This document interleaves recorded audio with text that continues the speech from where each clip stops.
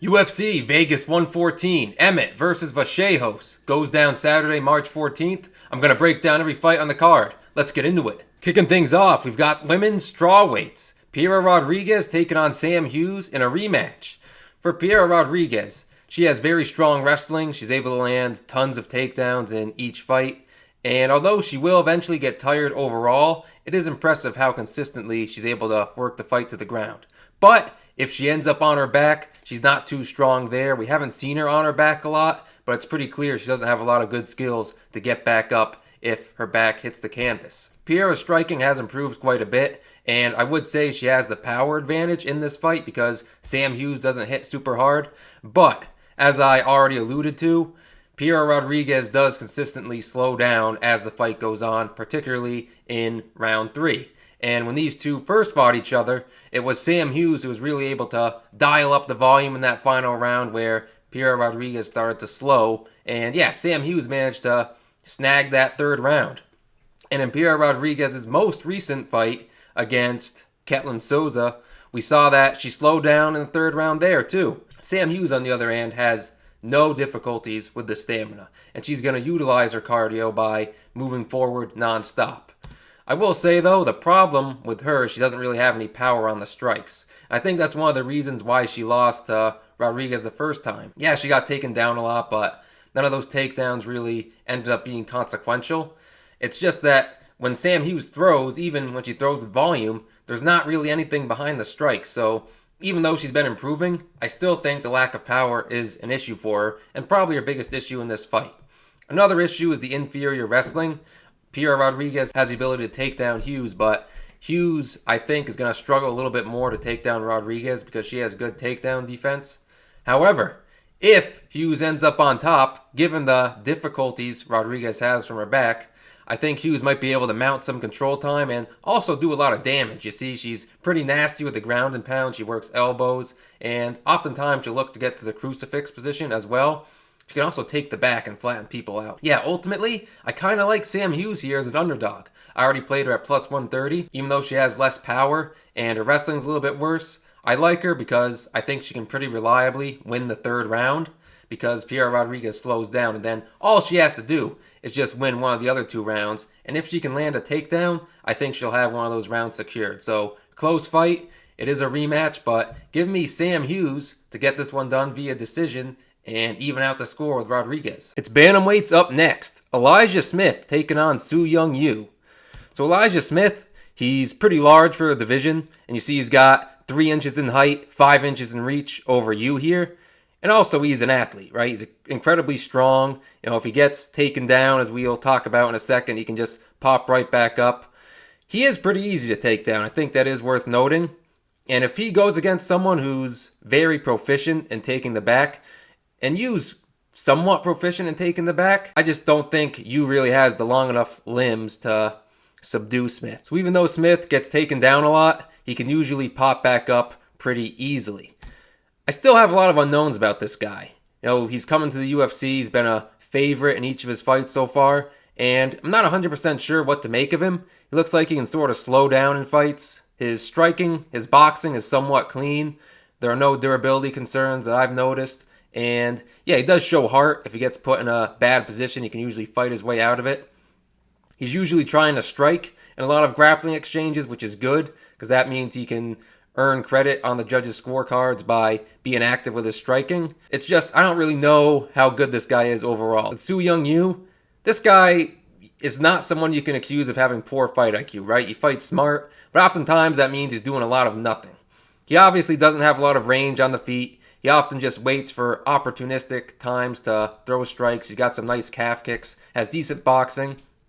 Then, of course, he wants to time his takedowns. He's a very strong wrestler. And yeah, he will need to be able to take the back here because Elijah Smith is just going to give his back to pop right back up. So, in my opinion, a big piece of this fight is whether Yu can effectively take the back of Smith. If he can't, I think he's going to have a lot of trouble because at striking range, he's going to be dealing with Elijah's straight punches, his jab, his two, and I'm going to say Yu really does not like pressure. In his last couple fights, we haven't seen his opponents pressure him that effectively. A lot of them haven't been able to successfully negate the grappling. Long Zhao did, but AJ Cunningham could not. So, yeah, I think to beat you ideally need to be able to negate the grappling and then also pressure him a little bit. I believe Smith can do that, but again, I'm not 100% sold on Smith, so I'm not really interested in playing the minus 190, but I think Smith should get it done. Give me Smith by decision. Women's bantamweights next. It's Bia Mesquita taking on Mansa Rendon. I believe formerly known as Montserrat Rendon. So Bia Mesquita, we all know it. She's one of these fighters who comes from a rich BJJ background. She's an extremely credentialed Brazilian Jiu-Jitsu player. And yeah, using her Jiu-Jitsu as her main path to victory. She is extremely dangerous from the top. Once she gets in a dominant position, look out. Not only can she find submissions well, not only is she proficient in taking the back, but as we saw in her last fight, she is nasty with the ground and pound. So yeah, you do not want Mesquita on top of you at all. However, you can see she only has 6 professional fights so far. Still has a lot of development to do in terms of becoming a full, well-rounded MMA athlete. And yeah, her striking is not very good at all. She has like no impactful striking. And yeah, the wrestling is kind of good. It looks good at times. She has multiple ways of getting the fight to the ground, but other times it looks like her wrestling is somewhat underdeveloped. I know she's getting in good work with her training and that she's going to be improving her wrestling, but at the moment it doesn't look as good as I would like it to, given that she sort of needs to get the fight to the ground. Now with Rendon, she's okay with her boxing, doesn't really throw a ton of kicks, but she has no power. Barely any finishes on her resume. She's kind of one of these female split decision merchants. She actually has good takedown defense, which is why I'm really concerned about this line. I have some doubts about how consistently Mesquita is going to be able to get on top, and not much is known about what Rendon looks like from the bottom. Supposedly, she has a BJJ black belt, but we just don't really know a lot about how she's going to do on her back based on the tape. See, I don't know about this one. I am going to say Mesquita gets it done in most cases, but given the fact that Rendon might be decent from her back, she might at least have good survivability, and also given that we know Rendon has good takedown defense, she's got a nice sprawl, she's pretty strong, I just don't feel confident laying this kind of chalk. And I also noticed that the over-under is set at 1.5, which for a female fight is kind of crazy. It looked like the over 1.5 is minus 150. That might be a good look, because even though Mesquita has good ground and pound from the top, again, if she's kind of struggling to get takedowns, and then if Rendon has good survivability from the bottom, yeah, we can't rely on an early finish here, so I'm thinking the over 1.5 might be a good play. Give me Mesquita by decision here. Bantamweight's next. It's Luan Lacerda taking on the UFC newcomer from Contender Series, Hector Sosa. I believe Sosa's taking the fight on short notice as well. So, Luan Lacerda, he's another sort of BJJ guy, but his striking's not terrible. He's got some okay boxing, some good front kicks, which I like to see. He does have decent wrestling. He has multiple ways of getting the fight to the ground. I like his single leg. And he's pretty dangerous with his submissions everywhere. You don't want this guy on your back. We saw he had a nasty armbar against Simon Oliveira his last time out after a long layoff. And yeah, he'll also attack the legs. He doesn't really work a ton of devastating ground and pound, but he can mix some of that in as well. The concern I have with Lacerda is there's just no fast twitch muscle fibers on this guy. He does a lot of things well, it's just there's no explosivity to anything he does, and he kind of looks like he's just moving through molasses a lot of the time. So I think that's one of the biggest problems for Lacerda, and that could bite him here against Sosa. Sosa's very physically strong, right? We sort of saw in his Contender Series fight against that giant Maxon Lee, he was just manhandling him. Now, I know Lee's a pretty skinny guy. He's just tall and lanky. But Sosa, I think, really showed off his strength with some of those takedowns he landed in that fight. He just seems like a kind of scrappy guy in general. Sosa can strike a little bit. He can grapple a little bit. But there's nothing about him that knocks my socks off. I don't think he's really that great anywhere. I do think he's mentally tough, and he's probably not going to quit. And I don't really know how good his submission defense is. He did manage to fight through a guillotine that Maxon Lee locked up in the Contender Series. But in terms of the level of submission threat Lacerda's going to bring, I just don't really know how well Sosa's going to defend submissions. Overall, I think Sosa's probably going to get this one done. I think he's more explosive on the feet, probably crack Lacerda, and he could probably hang with the wrestling as well. I just don't know enough about Sosa to justify him being this level of favorite. But again, not so sure I want to lay plus 190 on Lacerda because he could get smoked here. If the line goes up, if we can get a better price on Lacerda, I might take a look at it. But for now, give me Sosa by decision. Lightweights, Balaji Oki taking on another newcomer from Contender Series, Manuel Sosa. So Oki, this guy is just a monster. He's large for a division, he's got really heavy hands, nasty combinations, works to the body well, has a stiff jab. And what's impressive for him, because he's such a big guy, is that he's able to fight at a pretty good pace. You know, against Michael Aswell in his last win, he was able to just spam punches throughout that fight nonstop. Didn't really slow down at all. It was very impressive. As I sort of alluded to with his size, Oki is a very physical guy for a division, which means he's kind of difficult to take down, and at times, even though he's primarily a striker, he will mix in his own takedowns, but hopefully he doesn't do that too much here because he is absolutely clueless if he ends up on his back. He just has this expression on his face where he's like, oh gosh, I'm cooked. You can just tell this guy doesn't really know what to do from his back. Now on the Manuel Sosa side, I do think he's going to be a little bit faster than Oki. He's not quite as big. This guy's just an explosion machine. He's just exploding in every aspect of the fight, whether he's grappling, whether he's striking. As we saw in his Contender Series bout, even in the third round, he was still landing haymakers, able to utilize the explosivity even at the end of the fight. I am a little bit suspicious of his defensive grappling. So Sosa, you can see he's a big favorite here. He was also a big favorite in his Contender Series fight, but he managed to win that fight by getting a third round finish. But had he not done that, he would have lost the Contender Series fight because he was taken down and controlled by his opponent in those first 2 rounds. So I said Oki shouldn't take Sosa down here, or at least he shouldn't try to, but who knows? Maybe he can control him a bit. I also have concerns about the fight IQ of Sosa. Sometimes he seems to be grappling when I don't think he should be. He attempts Kimuras like crazy. He does have a decent Kimura, but I don't know if he always goes for it at appropriate times, and in general, I've got questions about this guy's fight IQ. So ultimately, I don't know. I mean, I'm looking at the line here, and I feel like I'm missing something, because I do not feel like Oki should be this big of an underdog. Plus 250 is a little wild against a guy making their debut. I know Sosa's good. He has a sparkly 13-1 record. His only loss was to Archie Colgan, who's a high-level wrestler. But yeah, not really seeing the logic here. Oki's dangerous. He has heavy hands. He's bigger here. He has more UFC experience. So I do think this is a winnable fight for Oki. Will it be tough? Yes. I might have to play Oki as an underdog here. Give me Oki by decision, because I think this fight's going to be a lot more competitive than the line would indicate. Welterweights up next. We got Chris the Action Man Curtis taking on Miktabuk Orolbai, or however you say his name. So with Chris Curtis, this guy is really tight boxing. He's going to march forward, sort of shelled up, work a lot of power combinations. And the problem with Curtis is, even though he pressures and moves forward, he doesn't have a lot of range on his strikes. He's not a big kicker. Sometimes doesn't get full extension with his punches. And you often see him pressuring forward, but not necessarily throwing a whole lot. So even though he's making his opponent move by pressuring, he's not necessarily capitalizing on anything or getting his own strikes off enough. Curtis is very difficult to submit, but we have seen him controlled a bit. He's not impossible to take down. For a while in the UFC, he had 100% takedown defense. Since then, he's been taken down by a few different guys. So definitely, I think the takedowns are on the table for Orolbai, but Curtis is pretty tough and difficult to submit. Do have to note for Curtis, he's getting up there in age. He's had a ton of fights. Hasn't been finished a lot, but he's been taking a lot of damage recently.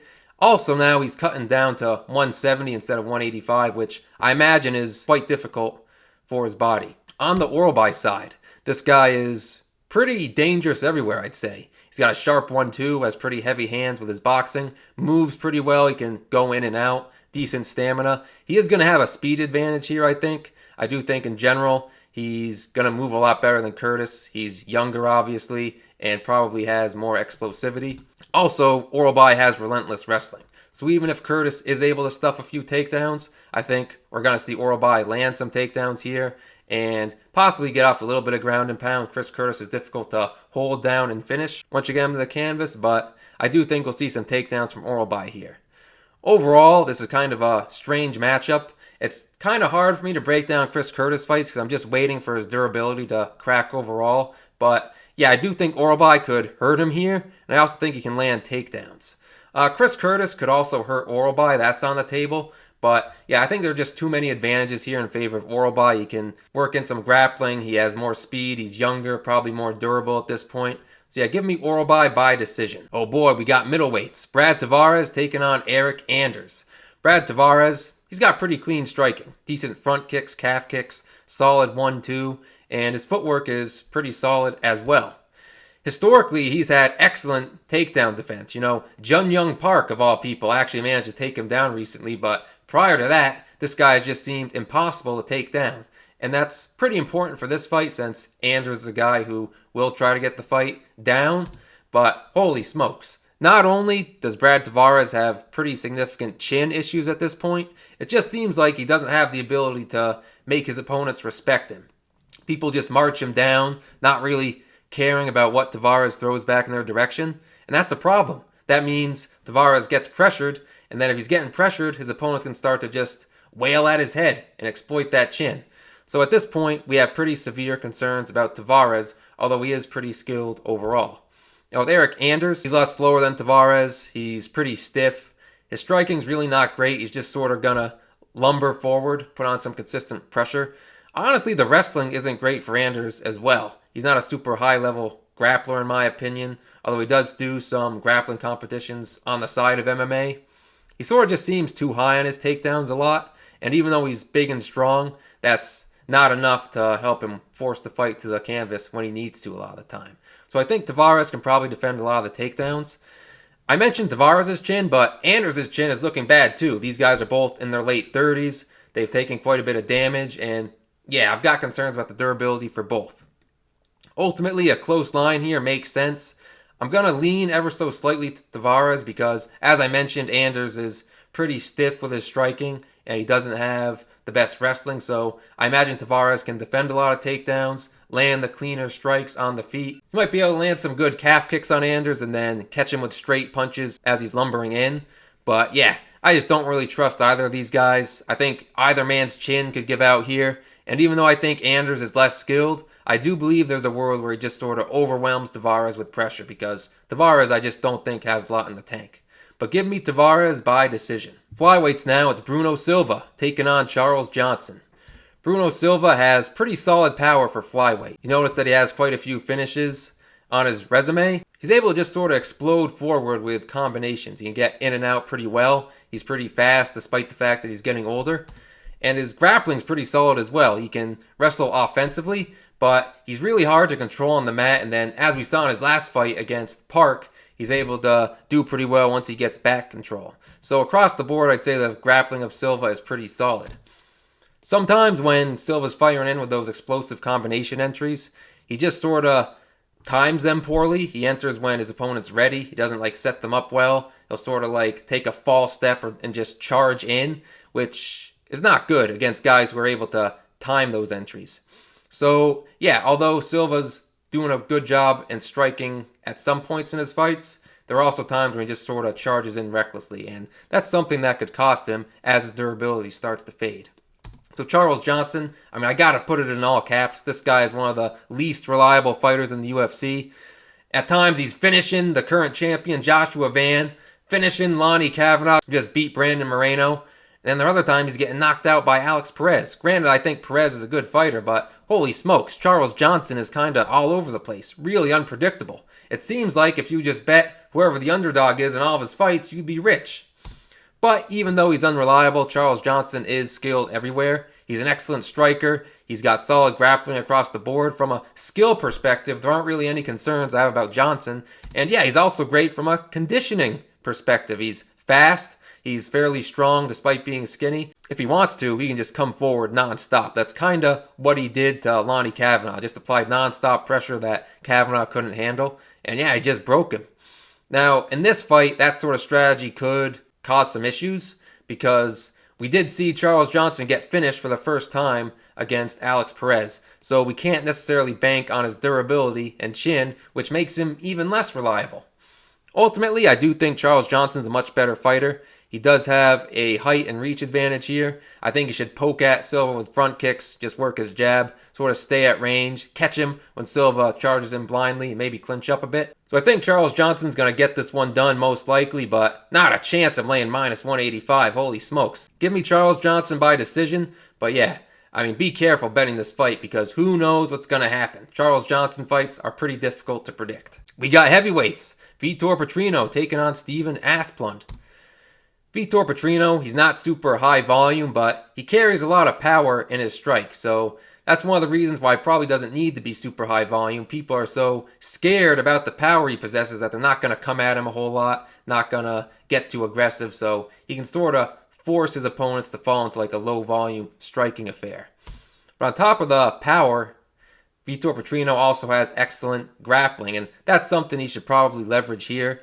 He's extremely strong. He has multiple ways of getting the fight to the ground, and yeah, he's pretty good at controlling his opponents. He can establish back control well. He knows how to progress to mount, start working for submissions. I do like the grappling of Vitor Petrino overall, although we did see him get submitted by Anthony Smith. I think the chin and the stamina of Petrino are liabilities.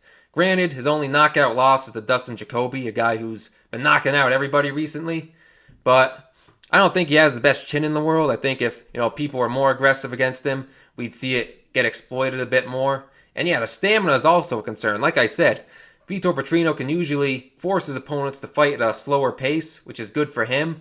But if he's forced to work, I mean, he's going to gas out. Look at what happened against Thomas Peterson. He was just like walking away from Thomas Peterson, heaving for breath, like in the second round. And yeah, it's probably one thing that's going to bite him as he moves up in the ranks here. So Steven Asplund, this guy has abnormally high volume for a heavyweight. You look at this guy, you wouldn't think he's in great shape. You'd think he'd be a gasser, but not at all. He's just able to fire off strikes nonstop. And in his UFC debut, he absolutely turned Sean Sheriff's face into hamburger. Just destroyed him. Was throwing punches nonstop until Sheriff couldn't take anymore. And yeah, Asplund is also showing a little bit of power as well because he got a knockout in his Contender Series win. Steven Asplund has a pretty good chin. I wouldn't want him to test it here against Petrino because, as I mentioned, Petrino hits very hard. But Steven Asplund is able to eat quite a few shots and doesn't really get wobbled or dropped that often. The problem with Asplund is that if you look at his fight against Denzel Freeman, he was just getting dominated in the grappling. He looks like he's pretty clueless from the bottom. And when he's grappling, he kind of looks more like a guy who has his build would fight. Like just unathletic, unable to really move that well on the ground. So yeah, I think the path for Petrino here is get takedowns and most likely submit Steven Asplund because Denzel Freeman was able to submit him pretty easily once he locked in a rear naked choke. If for some reason Petrino can't knock out Asplund or get him down and work a submission, which is probably what he should do, I do have concerns about the fact that Asplund is taller than this guy. He's got more volume. And yeah, if for some reason Petrino can't knock him out or get takedowns, Asplund is probably going to cruise. But ultimately, I think Petrino is going to be able to get takedowns and submit Steven Asplund. I'm not interested in playing the money line, but give me Vitor Petrino by first round submission. Featherweight's up next. Newcomer from Contender Series, Marwan Rahiki taking on Harry Hardwick. So Marwan Rahiki, this guy's extremely young. He hasn't been in MMA for that long. You see, he only has 7 professional fights, but he's very dangerous. He fights with a style where there's a really high probability he's going to finish his opponents because he's just using a lot of tactics like elbows, big knees, dynamic attacks on the feet that are going to have a high probability of hurting his opponents. So he's definitely a guy you're going to want to look out for if you're standing across from him in the cage. The chin might be a concern. Even though the opponent he fought on the Contender Series has a lot of power, that guy was dropping him left and right. And again, I always say this, you don't want to see people having chin issues at the lower weight classes, especially young guys. So going forward, that is a concern I'm going to have for Rahiki. And yeah, just in general, there are a lot of unknowns about this guy. He seems to be able to grapple well, just like how in the striking realm he's looking for a lot of devastating strikes. He's going to be looking for a lot of submission attempts when he's grappling. But yeah, I still don't know a ton about this guy. I'm not sure how good his stamina is. He has a lot of finishes, so he's not necessarily having to fight in drawn out affairs. But anytime you see a guy with a finish rate like Rahiki's, it is going to turn heads. You know he's dangerous, and yeah, especially at lower weight classes, you know that this guy is going to be able to cause problems for his opponent. So you can see how there'd be some hype on a guy like Rahiki. Harry Hardwick, he's got his second UFC fight. First one he took on short notice, and yeah, it didn't go too well. His calf got beaten into oblivion, had to leave the cage on like a wheelchair. But he will apply non-stop pressure. If you look at his Cage Warriors fights, this guy doesn't stop moving forward. He's got good cardio, and he's pretty much just going to hit you with everything. He's got good boxing and sort of get in and out. He's got some kicks. Nothing that he throws particularly hard, but he's going to mount up the volume, then also has some pretty good grappling to complement his striking. We have seen this guy get chinned quite a bit. He did not take calf kicks well at all in his UFC debut. I don't think Rahiki's going to be beating up the calves to that extent, but just in general, I'm not so sure how well Hardwick can take a shot. He's also at a power disadvantage here. I think if Hardwick's going to win, it's going to be by moving forward and, yeah, just mounting up strikes. Possibly some wrestling as well. So overall, it's kind of hard to break this fight down, given the unknowns with Rahiki. We can find tons of footage on Hardwick, but we just don't know much about Marwan Rahiki. I'm going to lean Rahiki here just because I think he has a lot of finishing upside. I think if Hardwick gets careless with his pressure, Rahiki could hit some counter hooks on the retreat. Who knows, Rahiki might even be able to mix in some good elbows and knees. And Hardwick's going to have to mind his P's and Q's in the grappling realm. But if anything, with this money line, I'd rather bet Hardwick just because there's a chance. If he can pressure forward without getting finished early, he might be able to make Rahiki slow down. We just don't know a ton about Rahiki's stamina. Yeah, and if Rahiki slows down, we know that's when Hardwick's going to be able to do his best work because he just mounts non-stop offense, mixes in the wrestling, mixes in the striking. So, yeah, if anything, I'd probably want to bet Hardwick here, but I'm going to lean with Marwan Rahiki getting it done. First round knockout as far as our prediction. Next, we got featherweights. Andre Fili taking on Jose Delgado.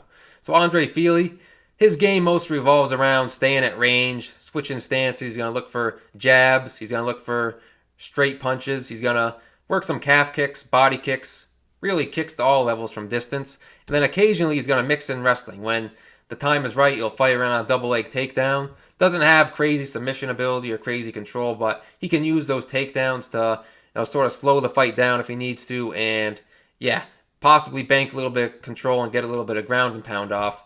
But overall, I think Andre Fili is completely cooked. He's into his late 30s now. He's been knocked out a lot. The chin's been a concern for a while. He's just recently had a child, I believe. So, yeah, I'm not so sure how much training this guy's able to do. I've also had concerns about his conditioning, like the Cub Swanson fight that was nearly a couple years ago now. That was kind of a bad look. He slowed down pretty badly in that fight. And the biggest concern I have with Fili is, again, the chin. I don't think he can take a shot that well, which is going to be a problem here because Jose Delgado just fights at a ridiculous pace, throwing the kitchen sink at his opponents, and he's got nasty power for featherweight. He's been dropping people left and right. He did lose to Nathaniel Wood, but he had Wood hurt very badly at the beginning of that fight, and then aside from that, he's just been smoking people left and right. I believe Delgado has a 100% finishing rate. Delgado probably wants to be on the feet most of the time, but he's not a bad grappler. He has decent offensive grappling, and if he's taken down, he can usually get back up. He's got good heart. He will slow down from the pace he fights at, but yeah, that's to be expected. It doesn't mean he necessarily has bad cardio. It's just anybody would gas out from that pace he has. You will see Delgado get dropped a little bit, but he's never been finished, and usually if he gets hurt, he can recover pretty well. Whoops, I gotta change the odds here. I wish we were getting Delgado at plus 240. Alright, that looks better. So ultimately, I think Jose Delgado is going to be able to finish Fili here with his frantic pace. I don't think Fili's going to be able to control him with takedowns at all. Maybe Fili could land a knockout because he does have some power, but as I said, Delgado usually controls pretty well. And yeah, given that I think Fili's pretty much cooked in his career, given that I don't think he's going to be able to take a lot of the shots from Delgado, I don't think this line's wide enough. If anything, I think we could see it be closer to minus 400. So yeah, Delgado's a good parlay piece in my opinion. I haven't bet him yet, but I will be looking to do so. Give me Delgado by first round knockout. Light heavyweights next, it's Umar C taking on Iwan Cutelaba. So yeah, a lot of things to like about C. Coming into the UFC, he was known mostly as a grappler, but we have seen him strike pretty well from distance, maybe almost to his detriment because he's sort of become too faithful in his striking, but he does use his length very well when he's throwing hands. He works a nice jab, and then his calf kicks are really solid. We really saw him display those against Da Un Jung. And of course, in addition to that striking, as I mentioned, C has some high-level grappling. If he gets put on his back for whatever reason, he can either work submissions or just wrestle his way back to his feet. He has very good wrestling himself, particularly against the cage, and he's got good finishing ability on the ground. He can sort of transition to the back, work a rear naked choke, and also work ground and pound when he needs to. We do see Umar C get hit and get hurt a little bit, but typically he can recover, and he does have the wrestling in his back pocket if he gets hurt too bad. If someone really wobbles him, he can just shoot in on a takedown. Ultimately, I like C quite a bit. I think he's going to be able to beat the majority of the UFC light heavyweight division. So Ion Cutelaba, he's pretty powerful, but he's pretty small for a division. Umar Sy is massive for a division, 6'4", 83-inch reach, and then pretty filled out. Cutelaba, on the other hand, he could probably be a middleweight if he wanted to. He's quite a bit smaller than Sy in this matchup. And if you look at Ion Cutelaba's wrestling statistics, like his takedown accuracy, how many takedowns he attempts, he's a pretty good wrestler, and he's hard to take down himself. The problem is he's got zero jiu-jitsu. He has no jiu-jitsu that he can use offensively. I don't care if he submitted Ebo Asplund. I mean, anybody could probably do that. I don't think that means he's got good jiu-jitsu. And then from the bottom, he's kind of hopeless. I do not like Ion Cutelaba's defensive grappling once the fight actually hits the ground. And that's something that Sy could exploit here. And yeah, if someday I make like a top 20 or top 30 dumbest UFC fighters, Ion Cutelaba is a solid candidate for that list, because this guy just completely astounds me with how dumb he is in the cage. You know, at distance, he'll be throwing all this nonsense, these spinning hook kicks, these wheel kicks, these crazy dynamic strikes that don't work. And yeah, it's kind of how he lost his last fight to Modestas Bukauskas by split decision. He was way more active. He was just choosing to throw terrible strikes that weren't practical. I think he also makes poor decisions in the grappling realm, and just overall doesn't seem to have good game plans when he steps into the cage.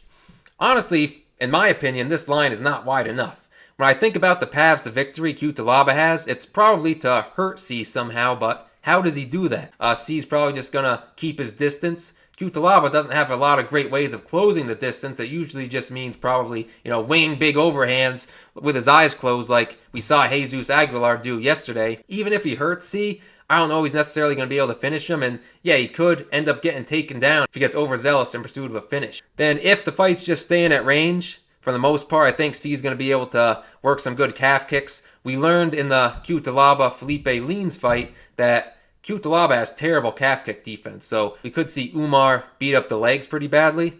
And then yeah, I think Umar's going to be fine in the grappling as well. If anything, I think he probably should mix in the wrestling. He should probably try to take Cutelaba down, because Cutelaba is not good when he gets put on his back. So yeah, give me Sy here. I think you can put him in a parlay, or you can bet him straight up, as I already did. I like that minus 205 number. I think it should be a lot wider. Give me Umar Sy by, let's go submission. Probably in the first round, if anything. Strawweights, former title challenger Amanda Lemos taking on the surging Jillian Robertson. So Amanda Lemos, she's one of the most powerful strawweights on the roster. I'd say in particular, her main strikes are the rear hand. She'll switch stances, and she's got a pretty strong calf kick as well. Although Amanda Lemos, has been taken down a lot, which we'll get to, she does have good grappling and jiu-jitsu skills overall. She can attempt a lot of submissions. I do believe she has the skills to work to her feet, but she just chooses not to a lot, and that sort of brings me to my next point. Amanda Lemos is probably a good candidate for that top 20 or top 30 dumbest UFC fighters video I spoke about a second ago. She has some of the worst fight IQ I've ever seen. She's trying to take down Mackenzie Dern. She's trying to take down Verna Janjidoba. I mean, why? That makes no sense. You should be striking with those people.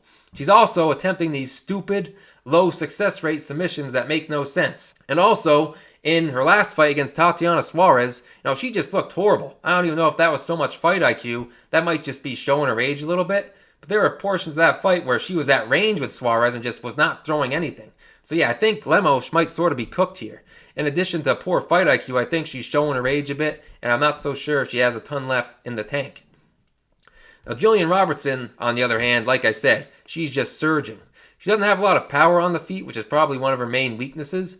But if you watch her last several fights, she will pressure forward nonstop, throwing strikes. Even if she gets hit a little bit, even if her opponents are cracking her, tends to maintain that forward pressure. And in the past, even though we've always known about the grappling of Robertson, I feel like she hasn't shown a ton of physicality. Hasn't always been able to confidently get the fight to the ground, but recently I think she's been getting quite a bit stronger, actually. Her physique looks different. She looks a bit more muscular. And yeah, I think that's going to serve her really well. I think she's also been working on her wrestling, and she seems to be able to get the fight to the ground more consistently when she needs to, primarily with a single leg takedown, although she can work trips and she can try to circle around to the back, all that good stuff.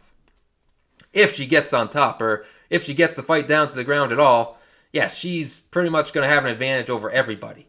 She's very smart. She's high IQ. She always makes the right decisions in the grappling. I think the fact that she's more physical now is going to help her in the grappling realm. She's been mixing in more ground and pound recently. And then, yeah, she just has a wide submission arsenal as well. I think the armbar is probably one of her most dangerous submissions. Overall, I really like Robertson in this matchup due to the fact that I think Lemos is fading.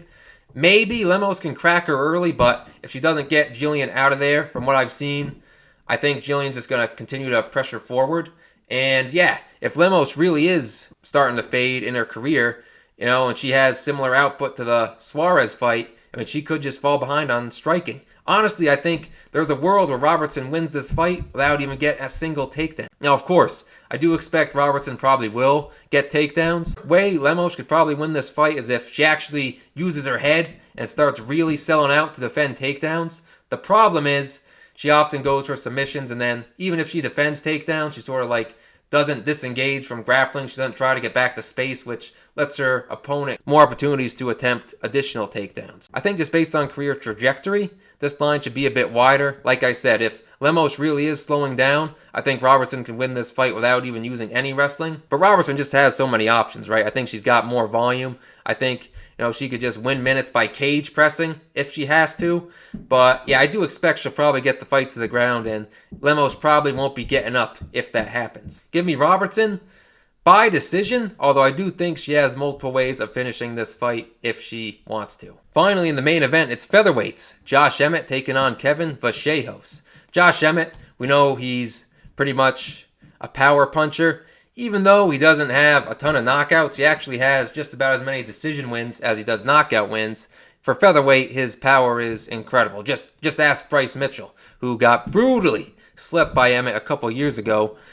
Josh Emmett also has some decent wrestling. He apparently comes from a bit of a wrestling background. We saw him try to mix in the takedowns in one of his more recent fights against Lerone Murphy. But I don't think Emmett has crazy jiu-jitsu skills or crazy control when he does get the fight to the ground.